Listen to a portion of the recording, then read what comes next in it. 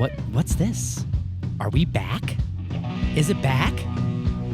We're back, baby.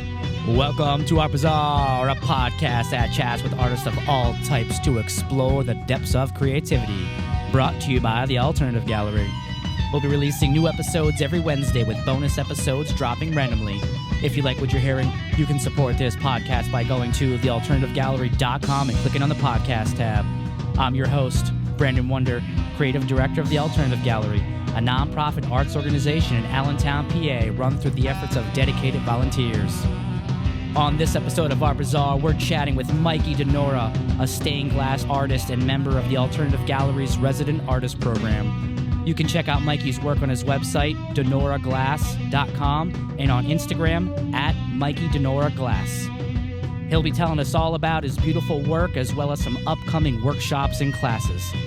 First episode of 2026, first episode of Season 3. Let's get into it. Mikey, welcome to Art Bazaar. What's up? So happy you're here because we talked about doing this, over a year ago? Yeah. And then we went on this very brief, unexpected year-long hiatus. Yeah, life is totally crazy. I am so glad you're here, buddy. Yeah, thanks for having me. You're flipping through a stained glass book there that we're kind of more interested in that than doing anything else right now. Yeah, right now. But it's so good. There's so many cool pieces in there, and you knew a lot of the stuff that was in there. Yeah, I recognize a lot of pieces just from buffing up on my history for my upcoming workshop. A lot of pictures. Helps me when reading books. I say at work often, if I could read, I'd be dangerous. Yeah, tell me about it, right? How were your holidays, man? Good. Stayed with family, kept it local. I have 3 boys, so everybody went away happy. Yeah. Santa came. You were busy. Yeah.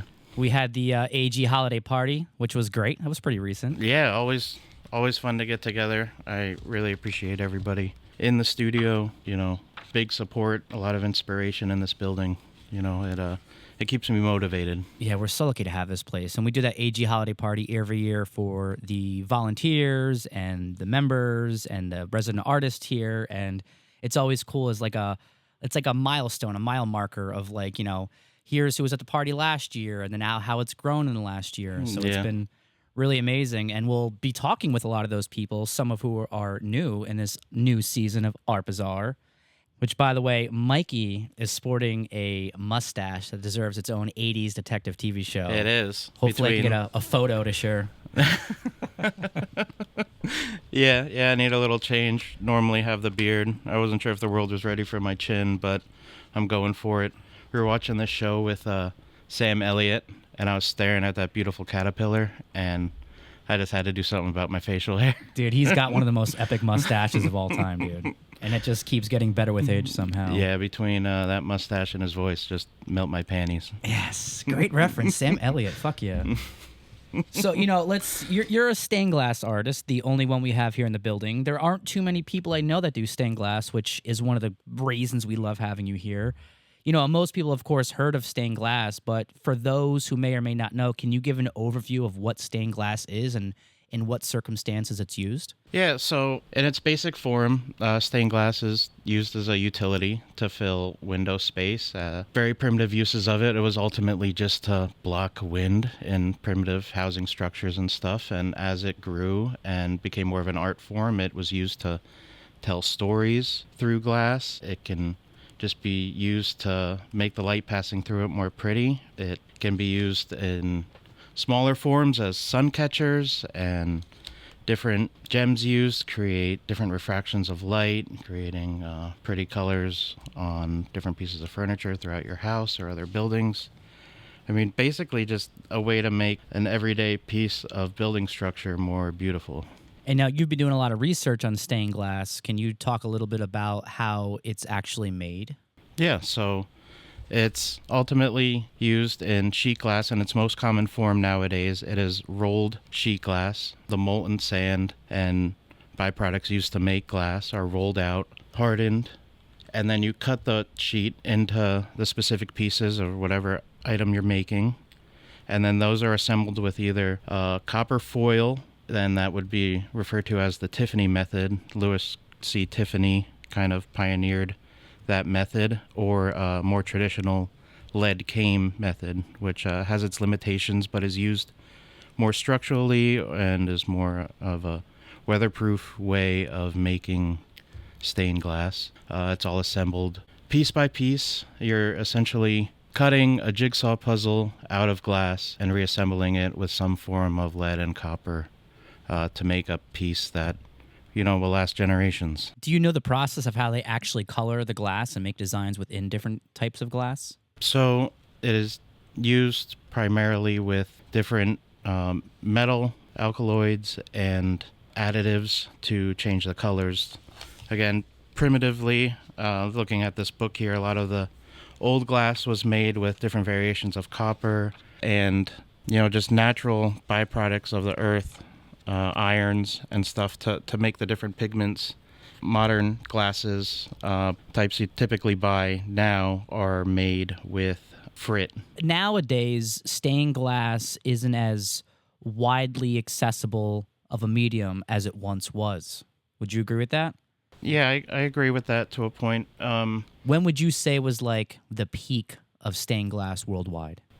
Early 20th century, the revival again with Tiffany, kind of bringing it into homes, seeing it in early architecture, even in our city, seeing it in a lot of transoms. You can drive through nearly any block in Allentown here and look at a row home and see a transom or, a front door that has some form of stained glass, and that was all built through, the early 20th century up to the 50s when things became more modern. They kind of got away from it, I feel. Things, went more streamlined, went more gray, less colorful. They got cheap. Yeah. They got cheap. Man. And it's, I'm glad you brought up those row homes here in Allentown because those aren't the homes of the wealthy. No. Those are the homes of the working class. Yeah. Which is what I loved. Stained glass was no longer at that point just an art medium of the elite. Yeah, not limited to churches and, public buildings. Everybody could have some form of art in their home. That's something I think about every time I make a piece or somebody buys a piece or is interested in stained glass, that, it's something to make a space you live in every day more beautiful or more unique or more yourself. You can hang art on a wall. It's just another space to fill, to make it your own. And I like that it still serves a purpose and can be functional. Art can get lost, or you can change it out, by the season, or you can get tired of it. But you build something into your home. You're making that decision that, that window or that piece you make, it's going to be around while you're here, but it's also going to be around for the next person that lives in that space as well. It becomes timeless. Yeah. And it's really cool because like when I go up to the 4th floor in the building here where your studio is, you have pieces hanging on the window there in the hallway, which is great because you can't hang normal wall art on that. Yeah, it's the unused space. So when you first did that, I was like, that is fucking brilliant. It's so cool. It adds such charm and accent to that little corner of that floor there. So thanks for bringing that beautiful stuff here. Yeah, of course. How did you first get interested in stained glass? I'm sure you weren't a kid, this is what I'm going to do. Like, No, so I always was into some form of art, and truthfully, from like middle school, I always enjoyed architecture, and my long-term goal was to either be an architect or drafter. And then I got into high school and started driving, and cars kind of took over my life, and that's the field I went into to choose my main career out of. But I always stuck with that architecture and interest in building structure and that as a art form, really. And it can be seen as a utility, and I think people lose the fact that it is an art because you're in it every day, and you lose the fact that somebody spent time drawing the designs for this building, especially the building we're in now. Somebody hand drew, the blueprints of this, the original sketches of how this building's going to look. That's art too. It doesn't have to be completely abstract. And then I, got wrapped up in my career, and then I kind of fell back in love with, drafting and design. I took some online classes, and in my drawing, I just kind of gravitated to stained glass art, just researching different architecture. A real big fan of Frank Lloyd Wright, his designs and mid-century modern. I devour. I truly love that period in time and the way he used the windows he designed in his homes and buildings to really accentuate the way it really looked. Like it was like the finishing touches. So starting with Frank Lloyd Wright and then coming up with my own designs. So stained glass is, in a lot of ways, it is an extension of architecture. yeah. Which is really cool that you point at that. And what's, I think, really cool about stained glass, too, it's one of those mediums of art that is more technical than others. So Sure. it's kind of a technical field while being creative, Yeah. which architecture can be. So I always But again, like... we cheaped out. Yeah. So in my career and working with my hands, and why I gravitated towards the automotive field, is I really enjoyed the idea of repairing things, not just what I was working on, but the idea of taking something broken and fixing it. So finding that in glass, and as I excelled in my glass career, being able to take on projects from lamps to little sun catchers, and being able to take this item that sat in somebody's attic for years because they had no idea what to do with it, and being able to repair it, and now they're able to hang it in their dining room and be able to look at it every day. That feeling, not just for them, but for myself, that is such a rewarding feeling for me that I just want to continue to excel at that. Hell yeah. Do you remember the first piece you repaired? It was a Coca-Cola billiard lamp. Finding the correct color glass, which isn't a challenge in its own because most pieces are old and the glass companies run limited variations of their glass. So being able to nerd out on where this glass came from, what year catalog it came out of, and then going on the hunt with Facebook Marketplace, or, shooting up to Werner Art Glass to find, the best match. And then once the glass is found, the technical side of removing the broken pieces and then reassembling it all and getting it to match as close to it was with patinas or just any other chemical or came to get it to look like it was never broken. It just, by the time it's done, it's just super rewarding. One of the things that I thought was crazy that I learned from working with Neff-Chattoe is that sometimes certain colors are only produced like seasonally. Yeah. So that's, I had a piece I was unable to repair ultimately, that it was severely damaged and I just could not find the glass. The texture is used commonly in a lot of clear glasses, but it was this very specific color of blue that I just could not find. We discussed, using various tints, or ultimately what it would come down to is a complete teardown and rebuild with a slightly different color. And ultimately the customer was not interested in that, and we had to just forgo the repair. So what you mean in that situation was, instead of replacing a color to match the other ones, you would replace all those colors to match that found color, essentially. Yeah. And they don't want to go that route. Correct. And it just, understandably to a point, because it changes the price level from just a repair of swapping out a couple pieces to you're essentially tearing down and completely rebuilding the Very whole thing. labor intensive. Yes. Yeah. So. Which is why a lot of people don't repair stuff. Yeah.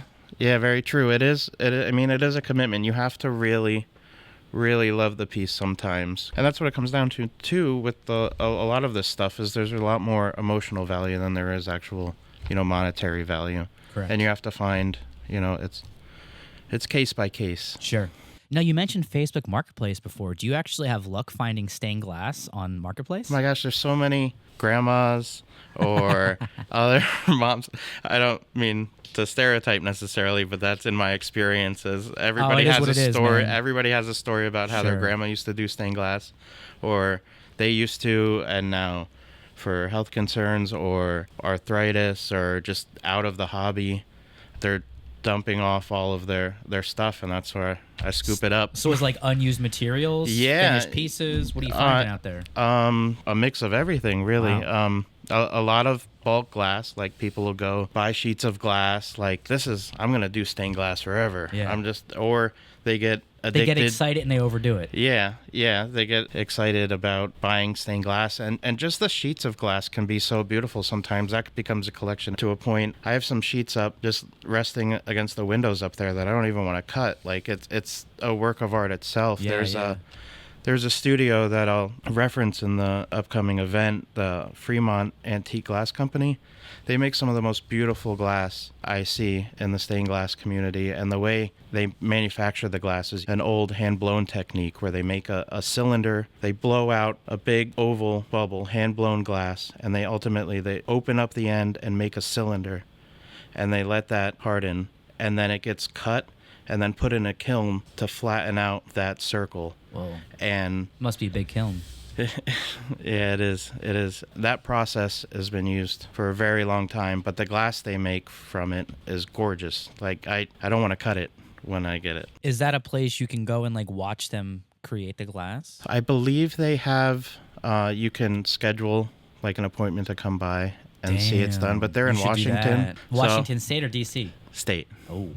State. Well, So I guess we're taking a road trip. yeah, buddy. so it's definitely worth the road trip. Absolutely. Hell yeah. Yeah. That's one of the top areas in the country I want to get to. I haven't explored the Pacific Northwest yet, so Yeah. it's good of a reason as any. Yeah.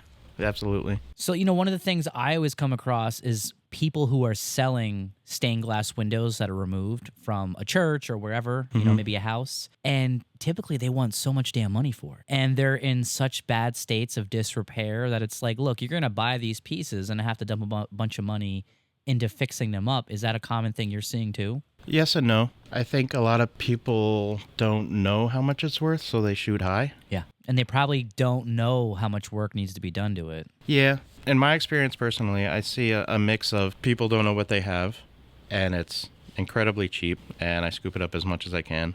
Or people are so amazed that they have this piece of stained glass art, think it should be hung in the Vatican or something, and it's worth too much money. So Yeah.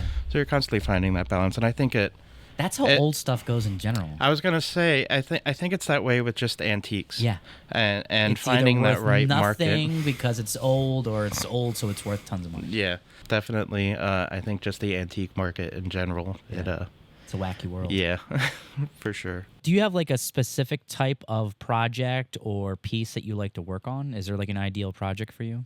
Truthfully, the full window has been my goal. Sun catchers are very fun and gratifying because it's something I can do in a day or a couple days, and it scratches that itch, I would say, of being able to start something and finish it and see that reward. Yeah. But at the same time, being able to start a project and see it all the way through, even though it takes a couple weeks or a month, it's ultimately more rewarding to me. I keep wanting to go bigger and bigger. I know. And the bigger they get, the more beautiful you do, man. Seriously. Now, is your goal to make this your full-time gig, stained glass? Long-term goal, yeah. Yeah. I want it to come naturally, Sure. and being a dad and family man, I need to have that type of security. So when the time comes, I will welcome it. But I found great success in this field by just saying yes. Cool. Awesome. I remember when you and I first met, you were actually vending at, I think it was the Playback event, right? Playback event in Albertus. Yeah, Yep. and I was like, this is so cool. Yeah, actually, I was thinking about that on the way over here, that, I started at the Playback event just selling records. I sold dollar records because I got this crates and crates from an old coworker who didn't know what to do with them. So I dug through what I wanted, and then I had all this extra stuff, and ultimately it was about just like minimizing my inventory because I had nowhere to go with it. So I started selling records, and then I was running out of records, but I still wanted to, participate in the Playback event. And that's when I had started with stained glass, and I was doing just little sun catchers or little knick-knacky things I saw that I thought were fun to make, but I didn't really put much effort to it or think they were anything great. So I used that to fill the space at the Playback event. And then it came down to where I had no records left, but the next year came around and I was welcomed back to Playback as an artist for stained glass, and I sold strictly stained glass. And that's the year I met you, right? The year you met me, I still think I had a couple crates laying around, Okay. but yeah, that was the one in Albertus. Was that the first year, the first one you sold stained glass at? That was the first one I sold stained glass Hell at. You yeah. walked around and you gave me a flyer to do Arts in the Park. It was the third Thursday art market we were still doing Yes. at the time. Yes. Downtown. Yeah, and that was an incredible experience as well. Being Yeah. a part, I felt like an imposter being part of the group of artists that you already had there. Being No so way, new in man. this craft, and it really helped build my confidence in that I was onto something, being able to, every time I went to that market, I sold something. Nice. And I was like, are these people serious? That's great, man. Like, I'm really glad it worked out like that for Yeah, you. And you spoke earlier about things happening naturally. Yeah. And here it is. Like, we just happened to cross paths at that event, which apparently was your first time vending your stained glass, which I didn't even know till right now. Yeah. Badass. Then you're vending with us and you're doing well. And then you eventually submit it for the resident artist program, which I was so happy to see you do there. Yeah. So talk about that, the resident artist program, because you're one of the original. Yeah. It was a way to not only have the space dedicated for this craft, because a limitation with this art is definitely, the tools and the space required. Unfortunately, it's not as simple as, picking up a pad of paper and a pencil. You need a workspace to do it. Being a part of the resident artist program was, in my mind, taking a bet on myself, which, as I said before about the Third Thursday thing, I couldn't believe people were buying this stuff, like they actually like it. Like, with a lot of my art, and I spent years drawing and painting and stuff, and I just kind of kept it to myself. I'd share like on Facebook occasionally and things, but like never something I took seriously, because I didn't think, self-confidence issue I had in myself, like I didn't think anything I was making was worth sharing, basically. So to see that people enjoyed what I was making, and then the fact that I could have this space to promote it, it was eye-opening to me, that I felt like I was onto something. And as I said, being able to bet on myself, and make this commitment that I'm going to do something with this, and it's not just going to be another hobby, or just something I cast off as, I must not be that great at because it didn't take off without any work. Yeah. I don't know if that makes sense. No, it does. And that's part of the thing with the resident artist program, and I guess this building in general, is that you don't so much feel like you're on your own. You kind of have this similar-minded community around you that have kind of the exact same end goal in mind. Yeah. And it's encouraging. It's super encouraging. And it makes you realize I'm not just some nut out there. There are people who are doing what I'm doing. Yeah. Yeah, for sure. And, the people being so like-minded here, and a group of people we have here who are in it for the love of the game. Who are in it because they really feel what they're doing is where they should be. Not to try to make a profit off of it. I mean, you can't say you're doing all this and not try to think financially, at least for me. Having kids, that was like the biggest struggle, I think, in trying to put a lot of time and energy into something creative like this at the beginning, was what's going to be the payoff, unfortunately, to a point. Just, thinking of my children and time away from them, and this production, can it lead to something fruitful for them? And I found that, not financially, but putting myself into something like this, whether it made no money or cost us money, my children seeing me take the time and produce something like this, or put my creativity into something like this, has been an inspiration for them. And in that, it's more than any financial reward. Being a example to them, who my oldest son, he is designing his own clothing brand. Hell yeah. And just got his first ninja print, and got a bunch of blanks for Christmas, and wants to take that off. My middle son is super creative in illustration, and my youngest, I have some of his paintings hanging up on my studio wall. Being able to, not just for me, but I've been able to see the reward of my entire family using this space. This residency program has been a gift to my entire family, not just me. That's so beautiful. Truly. I'm assuming that your kids, they really they're moved by this place and what you're doing here. Oh, absolutely. They always seem to be really into it. Yeah. And I think it's really funny that, I have my own beautiful corner studio here. I'm making stained glass. But at the same time, however much they appreciate it, because it's Dad, it's not as cool as Uncle Brandon down the hall. They're always in his studio. Brandon Dominguez. Yeah, hanging out. They think the world of him, and he's great. His art. I think no matter how much of an influence you can be as a parent, there's always some level of uncool Of course. So if I we could have just to rebel against our parents. Yeah, it's completely natural. But you I get think, the perfect kind of rebellion, though. Yeah, they just go down the hall and hang out with someone absolutely. else. It's a total win for me. The best thing I could do is just surround them with these things that will completely benefit them and keep them creative and unique, and not put them, in a box. That's all I can ask, and it's rewarded me every step of the way. That's great, man. And everything you're telling me is confirming we're launching the right programs, and that if you're listening, steal these ideas, do these things. Yeah, just don't say no.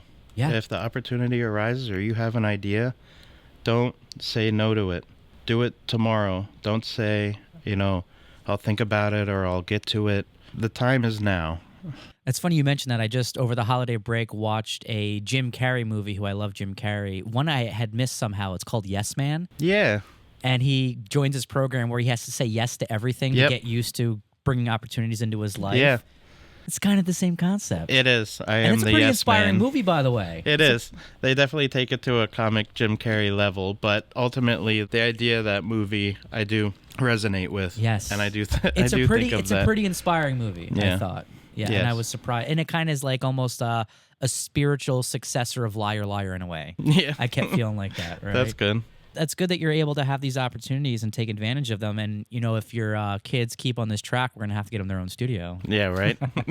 You should joke with them one day about that and see what they say. No, they'll say yes. We got the one right next to that we just got opened up, so. How about down the hall? Yeah, a little bit further. You're not so close. Maybe we'll stick them on the first floor, right? Yeah. So, because you've been doing these smaller pieces, and I've noticed they've gotten bigger and bigger and bigger over time. And last year, you knocked it out of the park with that big window piece you did over at Rising River Brewery, it is, right? Yes. In Macungie. Yep. Tell me about that. Yeah, so I shout out to Rising River and Ron at Rising River for really taking a chance on me. I don't have the most experience, so him trusting me with his vision of going big with this space at his brewery, it really worked out well for me and put me out of my comfort zone. And the taste of being out of my comfort zone and then finishing that piece, as long as it took, but finishing it and then seeing it in place, it finally clicked that I am capable of something like that. And then immediately the next day, okay, what can I do better than that? I just want to keep continuing to challenge myself or trying different techniques with stained glass too. I feel like a lot of people, like looking through this book, a lot of examples of it are very traditional. They think of churches. I think of when I create a piece, what can I do that can still use the same form and function of stained glass, but make it completely unique to my own? To take the idea and techniques of stained glass, but make it something more. Yeah, I love that. Which is always, I think, the direction art should take. Yeah. Like as an example with photography, when I was first getting into it and learning, a basic principle I learned was when you're about to take an image or capture an image, think about if this is the shot everyone else would take. If it is, why take it? Right.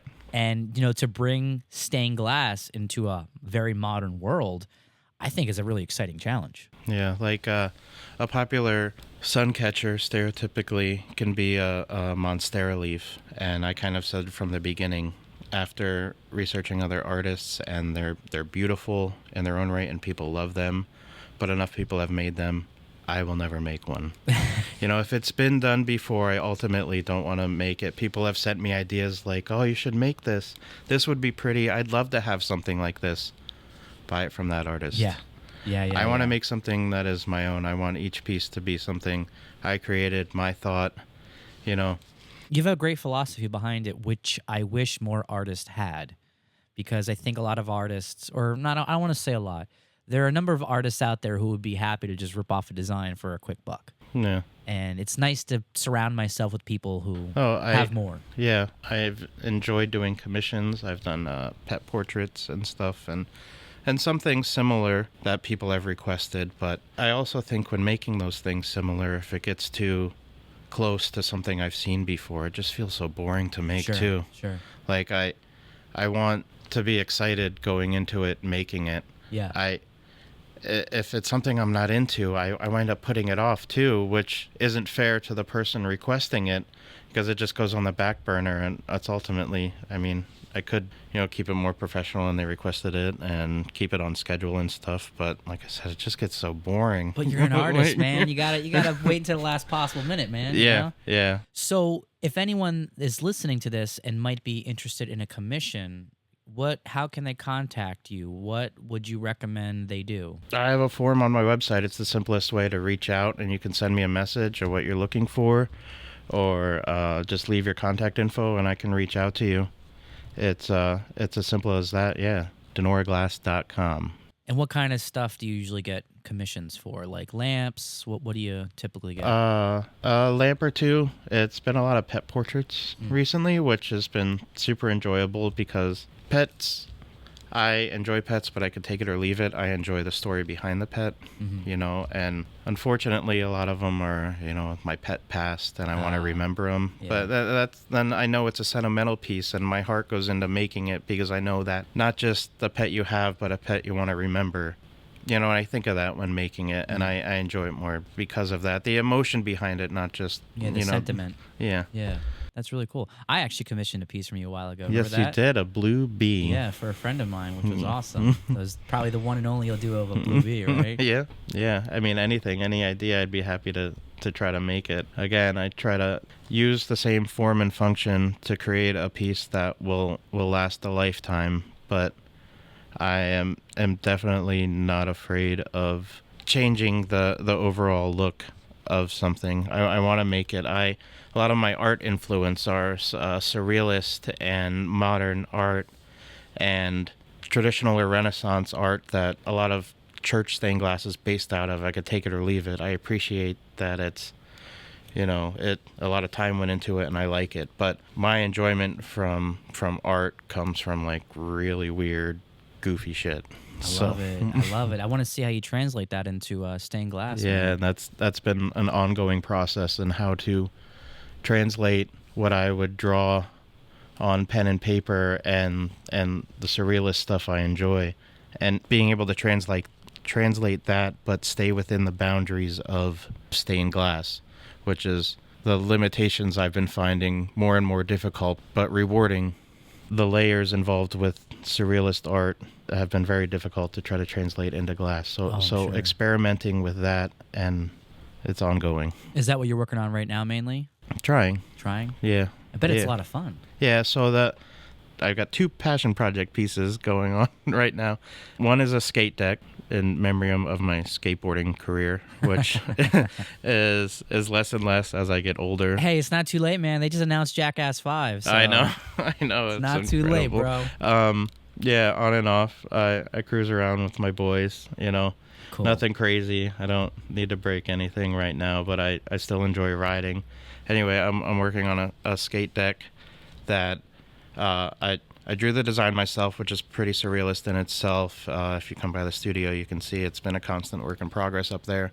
But it's going to have, when I'm done, is the exact concave and shape of a skate deck. So it's going to be assembled on top of a skate deck, so it will model a deck I have up there. Wow.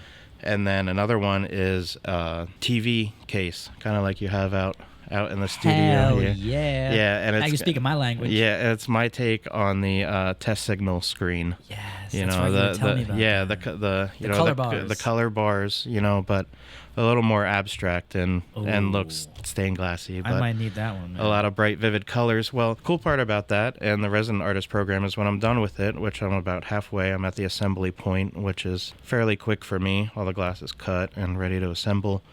As soon as it's installed, and I'm going to backlight it, and I was thinking about even doing some like flickery light and make it look like, it's fading in and out. It's on wheels, actually, and it's going to get rolled around to all the other artist studios here, and they're going to paint on it. They're going to sticker it. Wow. I want everybody to participate and put their own piece of art on this, and then it's going to be on display in the building. Whoa, dude. You're like taking this resident artist program the furthest it can go, man. Yeah, it's a community thing. Everybody's inspired by everybody else, and it's not just for one person here. we're all a part of it. And we have such an awesome group of people right now. Yes. You want everyone that comes in to be a part of it, but unfortunately it just doesn't work that way. But I feel like we've really got such a fantastic group. Like, there's no bullshit right now. Yeah. Like, it's down to brass tacks. We're down to work. We're making shit happen. And then when it's party time, boy, is it party time. Yeah. Like, we know how to have some fun. There's also in the area Neff-Chattoe. Yes. The Allentown's first stained glass studio. Opened in 1903. Yep. And it's still in operation. And I introduced you to Matt over there. Yeah. And you guys are kind of hitting it off now, right? Yeah. Matt's been incredible, to take me under his wing to a point. But, the first meeting, he was, very hesitant or guarded. Yep. We've discussed about, the trade secret and not wanting competition. But I've made it clear every step of the way that I am just a fan of this art. Yeah. I in no way want to compete. I want to support this community and whatever way possible. And I think he really took that and understood it to the point where he's emailed, and we've emailed back and forth, and he's updated me on pieces he's working on and how things are going on his end. And I've gone back and forth with questions I've had. And with this upcoming event, I'm going to be using some pictures and documents you guys have scanned and collected from their studio from the history of Neff-Chattoe. And he's been more than supportive about just, spreading awareness to this art. And spreading awareness just makes me think of that working in this field and being so wrapped up in it. And I think social media does a good job of, you like one thing and that's all you see. Yep. You don't realize how niche, it can be. Like in my feed and my world, it's all stained glass. That's all I see. I was like, everybody must know about this, Yep. Because I'm seeing it. But realizing and the importance of having this event is that how little people know about it, how many people are curious about it, but don't know the avenues to get information about it. So, creating an event like this and having the opportunity in this program to have an event like this in a space like this, to create this legitimacy and not just somebody shouting on the roof of their house about it, being able to have this space here to have and explain and show people something they may be interested in. If it leads to one more person picking up a glass cutter or a solder iron, and another artist in the community is only an asset. It's never competition. It's a beautiful thing, and I'm more than happy to share what I know about it. And compared to people who have been doing it for as many years as the people at Neff-Chattoe, I feel like I don't know that much. But Well, Matt grew up in it. yeah, It's a family business. right. And I actually did a short documentary, for those who don't know, about Neff-Chattoe a few years ago. And when I first approached Matt, he gave me this, who the hell are you? What the hell do you want? Right? Kind of look. And the three of us, we had that discussion there the one day. Yeah. And it took me a while to crack that nut, man. Like, he didn't understand why I wanted to do it, why I was interested. And slowly but surely he warmed up. And we had this incredible process where I would just go there and hang out for, it was a couple months, 2, 3, 4 months at least, just filming him working. And he's doing it by himself, solo. And I would tell him, like, bro, like, if anything happens to you, we're fucked. We got no one. We got nothing, right? Yeah. So I kept putting the bug in his ear. You need somebody. You need to share. You need to train, right? Why would I train my competition? You got to get away from that thinking.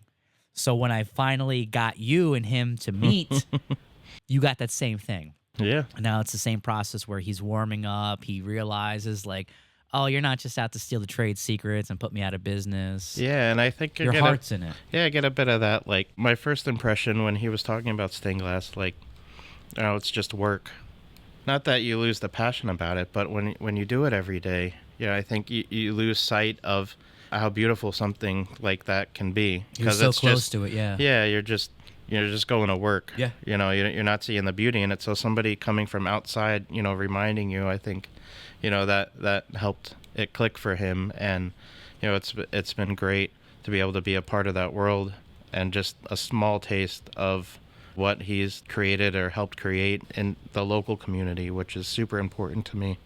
Not just what goes on across the country, across the world, but what's happening, things we see every day that were created by people we know. Yeah. It means so much more when you're able to not just see something in person, but then you know who put their hands on it, who created that, and you got to talk to that person. It's like meeting like a rock star. We were at a concert recently, and I got to meet the singer, and it's just changes it to another level because they get on stage and you're like, I was just talking to him. You know, Yeah. that separation. I mean, that, you know, Matt's my stained glass rock star. So. Yeah, he is a rock star. And in the process of making that documentary, we digitized a lot of the historic photos and things they have there because in addition to just making stained glass, they have all the documentation, the original sketches, the photographs, the newspaper articles. They were almost obsessive with saving these things. Yeah, I enjoy most the in progress pictures, not just the beautiful watercolors or the completed pieces, but you know, there's those photos of the guy with the pipe in his mouth, you know, working at the workbench. You know, those like everyday documents, which you know. they still use those exact same tables. The place looks identical now that it did back in the 40s, right? I'll include the link to the stained glass documentary in the show notes. It's about 14 minutes. It's a really easy watch.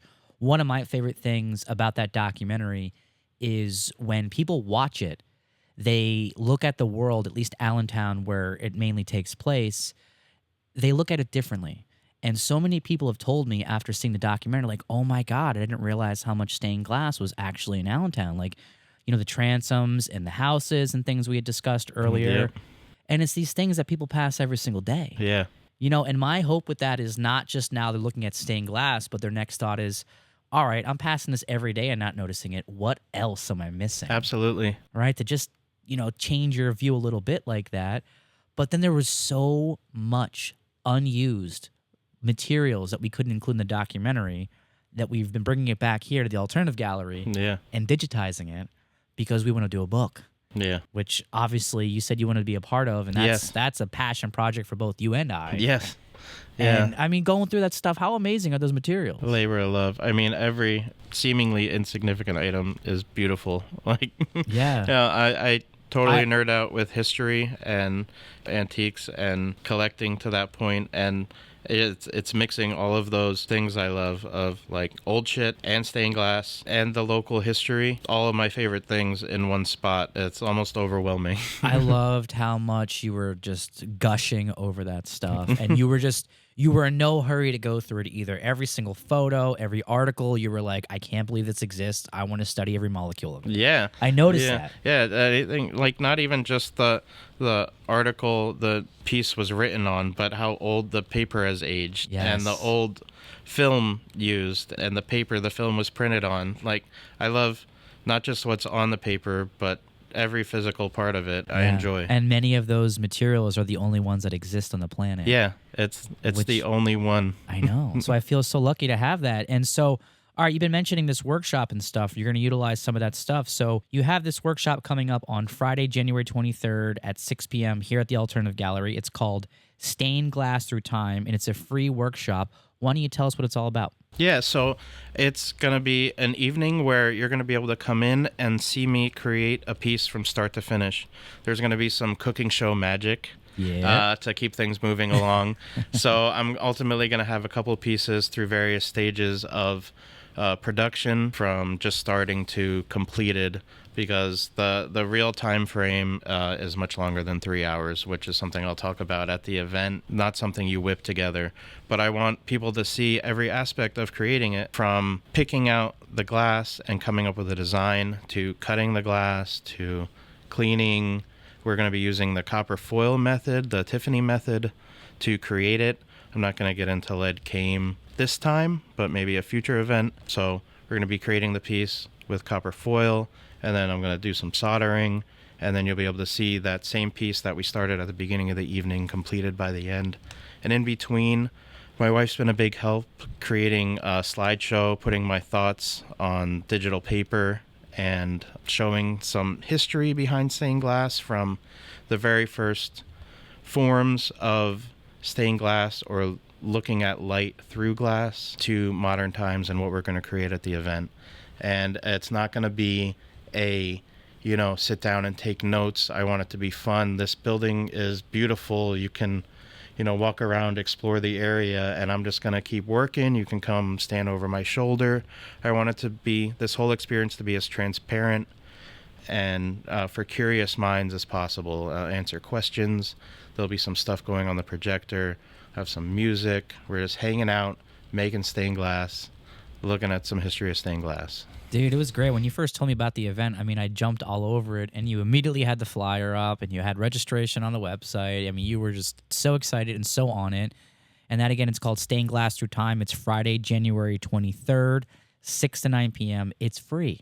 Free. It's free. $3. Yeah. No. It costs nothing. Yes. Just your time. Just your time. And it's a little taste. If you like that, you are also going to start offering classes, too, for those who might want to go deeper down the rabbit hole, correct? Yes. So definitely a jumping point. If you like what you see at the free event, I have very small class sizes to create your own piece. I've got pre-drawn designs you can select from. I've got some bevel kits where there's no glass cutting. It's kind of your skill level or intensity you want. I'm kind of leaving it open to the person who applies. I want to be able to answer and cater to everybody's skill level or interest they have in the craft. It's not limited. I don't want to keep it black and white. I want it to be interesting for each individual. Yeah, and we definitely recommend that people RSVP through the website just because space is limited. Yes, please. Just so we know what to expect for both the free class and the... How many weeks is the other class? Is it one class? Is it one day? I just have one class up on the site right now, and yeah, it is just a 4 to 5 hour class. So the idea is to be able to walk in, select your glass, create a piece by yourself with my guidance from start to finish, and you're going to leave with something you created with my guidance, ready to display, ready to hang. Yes. Hell yeah, that sounds amazing. Yeah. And I would imagine the Stained Glass Through Time workshop, that's all ages, correct? Oh, absolutely. And it's a family affair for you. Your wife's helping out. I'm sure your kids are excited, right? Yeah, they'll be here. Do they have an interest in stained glass now too? On and off. Yeah. Again, like I said earlier, it's the thing Dad does. That's true. So I'll keep it around, and maybe one day they'll circle back to it.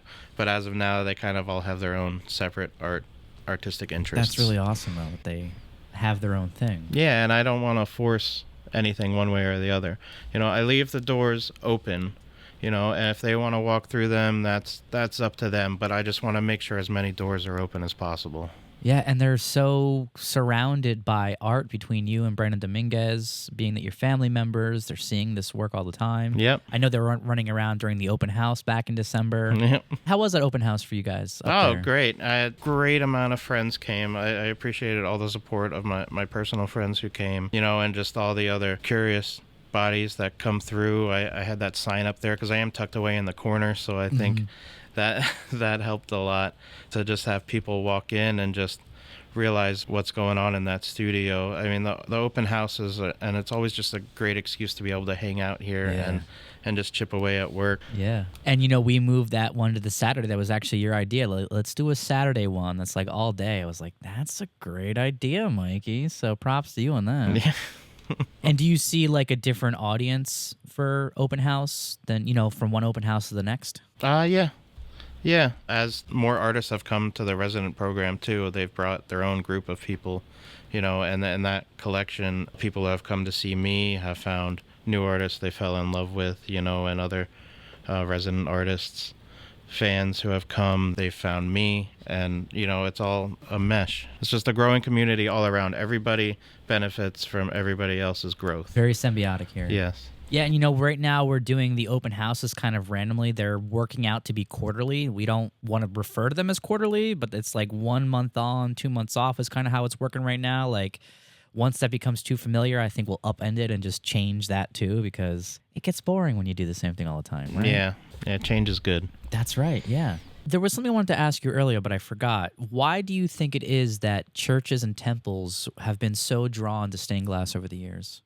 So it's pretty interesting in its basic form during medieval times, when they became more like pictures. They were actually used for the illiterate to tell the stories of the Bible, in churches, because they couldn't read themselves. They were big, giant picture books. It's amazing. So that's so amazing. I was gonna say, they probably eat the body of Christ and trip out of their minds and look at these stained glass windows and think they're talking to Saint Joseph or whoever's up there. I mean, probably. I mean, even now, as wrapped up as I am in stained glass, if you get in front of one of these large pieces, I can at least lose myself and just look at all the colors in the right light. You can lose track of time. It's trippy in itself. Yeah. It's so overwhelming. You think some of these large pieces and like, how did they do it back then? Like, not quite like the pyramids, but, Yeah. Like, they did this then, like, how? Like, it seems almost impossible how this thing was created. So just in the awe of how it was even created, and then the beautiful colors and the story told, you don't have to know the stories or be into the Bible or any sort of religion to appreciate the artwork in it. My family's religious, but I'm not overly religious myself, and I find just the beauty in this just in the artwork. It doesn't have to be because of the story. I can fully relate to that because I actually went to Catholic school for 5 years. Oh, wow. Roman Catholic Church. And let's just say for me, it didn't take. Okay.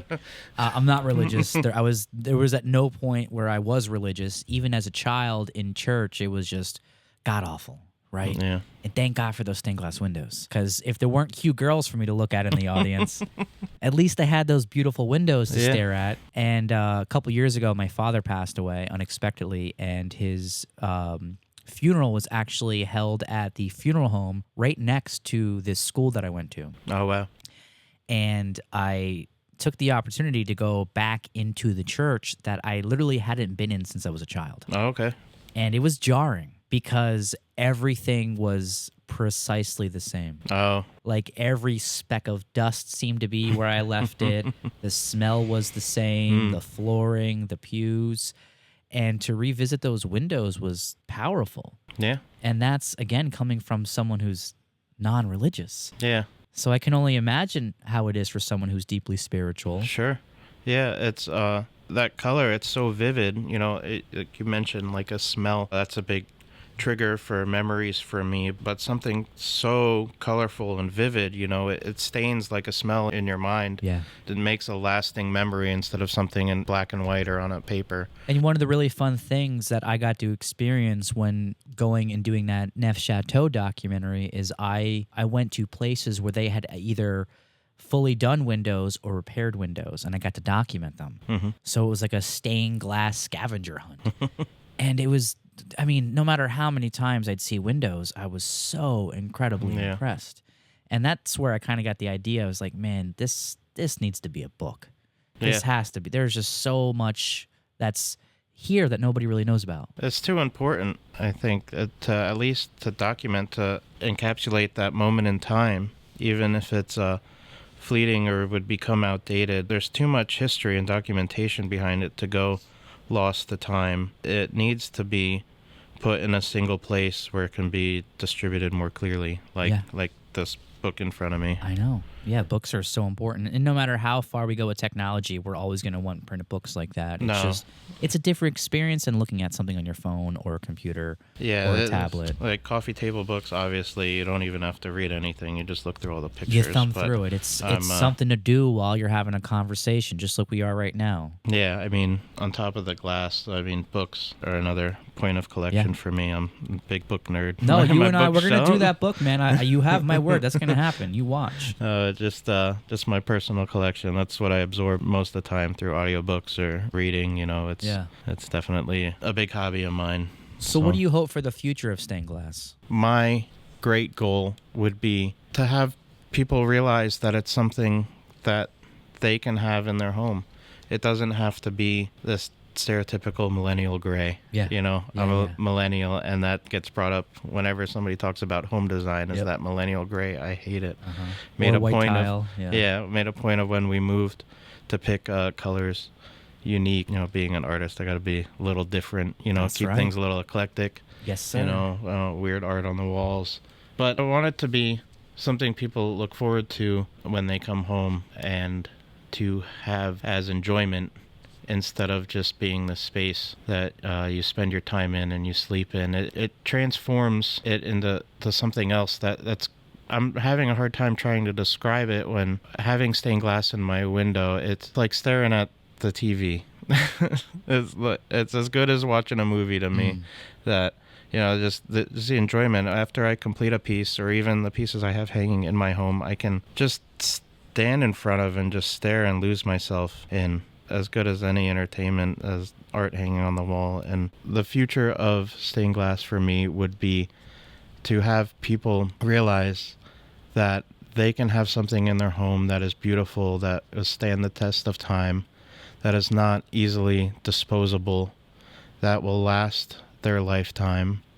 It is important to me and my personal beliefs that you have things that stand the test of time, material items. It's a very disposable world, and I abhor waste, and I've made a point of sending my children to a school that makes ecology and earth science a staple in their education, and, reuse, reduce, recycle, reuse old stained glass, things that will last your lifetime, that you're not going to throw away tomorrow. And stained glass art, I feel, is a big part of that, just that when you have it, it's going to outlive you. The things I make today, tomorrow, in stained glass are going to outlive myself. And that's important to me, that if you're going to make something that will last. That's great. They say if you want to build something that lasts, build it in stone. But in your case, you're going to build it in glass. Yes. And that will also last the test of time if people care enough to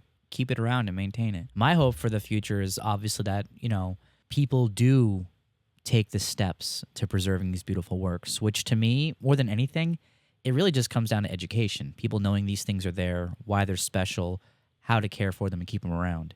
Just basic things. Yeah. And I think if we do that, not only will stained glass remain here, but maybe we could have another golden era of it. Yeah, that would be incredible, to be able to have a resurgence in modern home design to incorporate stained glass again. I work in an area where I'm surrounded by these new homes, these incredibly, in my bracket, unaffordable homes, and they are so bland and boring. The McMansions. I can't stand it. You put all of that money and time into it, and there's not one single unique piece of architecture in that building. It's a giant square. It looks like, I was talking to my wife about it, these homes look like when you built a home in a rush in The Sims. Like just a big box, and you threw windows mismatched in a place. Like, oh no, they need light too. Let me throw some windows in. It feels like there's no thought, and it's just for capital, and these companies that I feel are just mass producing because they know they have a group of people who will buy them who don't care about how it looks. I think people need to be more conscious about where they're putting their money, and especially a home purchase. The few people I feel in my circle who are even fortunate enough to be able to afford to purchase a home need to be conscious of what type of home they're buying, and that's going to lead to more builders and people putting thought into this type of design into the homes. I think where it has to come from, though, is the people. People have to demand these things, right? Yeah. So often, I think when it comes to these homes that are being built, people don't really know what they want, right? And they're just kind of stuck with whatever's out there. Yeah. Any architects out there that might be listening, like, spice it up, include some, like, important elements that aren't very obvious. My one friend called it, where you talked about the early 20th century, even just beyond stained glass, but architecture in general, he referred to it as the era of giving a fuck. These little touches that you don't need them. You're now already protected from the elements, but architecture literally shapes our environment. It's important. It impacts how we think, how we interact with one another, how we feel on a daily basis. Those things are important, right? You're already escaping survivalism by being in a home. Okay, well, be able to live a little by being in a beautiful home with something like stained glass. Yeah, I just unfortunately stereotype all the people who buy these cookie cutter homes as just being incredibly boring. They are. Well, I mean, let's be honest. This country is the way it is because we don't appreciate art and culture. So no wonder we would have crappy architecture and lack of stained glass. You do live in a development currently, and my first order of business was to make our home as unique as possible. Like, if I have to live in something that looks like my neighbor's, it's going to be the most unique one. Fuck yeah. You know, and I think a lot more people need to have that philosophy. I love it, man. Is there any other information you want the fine folks listening to know about Stained Glass, your work, or any of the upcoming workshops you have? No, just check the website for this upcoming free event for classes. You have any ideas? Let's collaborate. Let's work together. You know, reach out, follow me on social media, see what's going on. I post weird shit on my stories sometimes. You know, I'm all over the place, and you know, I work full time. I do this. You know, it's total just for passion. You know, so it's sporadic sometimes, and as much as I realize it's important that I grow a social media presence to get success, unfortunately, I hate social media, and a lot of people I respect hate social media as well, so it's this constant balance between wanting to be active on there and swearing it off. Yeah. You know, being all over the place is the best place to be, though, man. And you're right on the money about social media. It's like there's this great meme going around right now. It's like in 1999, you're using the internet to escape reality, and now in 2026, you're using reality to escape the internet. Absolutely. It's become this trap. Like, social media is awesome, but it's like it's too much of a job now. Yeah. So reach out on the website. We'll connect. I've given weirder people my phone number. Let's communicate. He's true. I have his number. Once again, we've been chatting with Mikey Denora, a stained glass artist and member of the Alternative Gallery's Resident Artist Program. Mikey will be hosting the Stained Glass Through Time workshop at the Alternative Gallery on Friday, January 23rd from 6 to 9 p.m. That is a free event open to all, so come on out. RSVP on the website if you can. You can register for workshops as well as some stained glass classes by going to Mikey's website, denoraglass.com. That's DENORA glass.com. And you can also view Mikey's work on Instagram at Mikey Denora Glass and see what kind of weird shit he's posting on his stories. Mikey, thanks for coming out, buddy. This was awesome, Thank you so much for having me. This was great. And I'm sure people are going to know a lot more about stained glass, and they're going to come out and check out your workshops and come see you at the next open house. Fantastic. Look forward to it. If you're enjoying the Art Bazaar podcast, please help us grow by liking and subscribing to the podcast. We want to reach a worldwide audience to help bring attention to all of the amazing creators and unique folks we bring on. They certainly deserve it. And that's all for now. Thanks for listening, folks. We'll see you next time on Art Bazaar.